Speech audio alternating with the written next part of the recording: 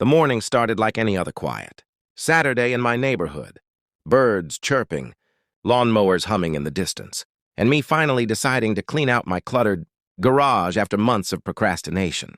I rolled up the door, stretched my arms, and stared at the mountain of boxes waiting to be sorted. But just as I grabbed the first one, I heard rapid footsteps followed by the familiar, shrill voice of our HOA's self-appointed queen, Karen. She marched down the sidewalk with her arms, flailing like she was signaling a plane to land. "Excuse me! Excuse me!" she shrieked before I even turned around. I sighed. Every homeowner had at least one run-in with her. Mine were usually over things like my grass being half an inch too long or my trash can being visible. For 30 seconds longer than HOA, protocol allowed, Karen stopped in front of my driveway, panting dramatically as if she'd run a marathon. Her eyes locked onto the inside of my garage, and specifically, the shiny silver SUV parked inside. "That's my car!" she screamed. For a moment, I thought she was joking. "Karen, this is my SUV. I've owned it for 2 years," I said calmly, but her face twisted in that signature HOA fury. "No, I just bought that exact model this morning. Same color, same trim, everything. And you stole it from my driveway while I was prepping my paperwork." She pointed at me like she had cracked some mastermind crime conspiracy. Before I could respond, she whipped out her phone. "I'm calling the police! I'm reporting a theft!"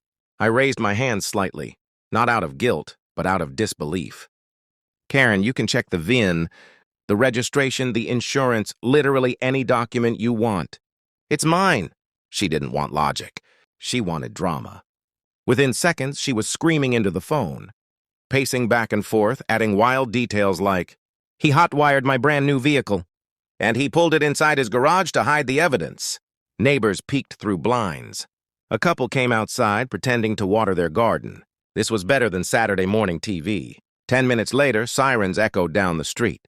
2 police cars pulled up, lights flashing. Karen waved at them like she had summoned backup to defeat a supervillain. "Officers, over here!" "That's the thief!" she cried, pointing at me like I was about to leap into a getaway helicopter. One officer approached me calmly. "Sir, we received a report of a stolen vehicle. Mind stepping aside while we sort this out?" I nodded. I had nothing to hide. Another officer examined the SUV, while Karen hovered behind him, like a child waiting for her teacher to punish the class troublemaker. The officer asked for my license, registration, and proof of insurance.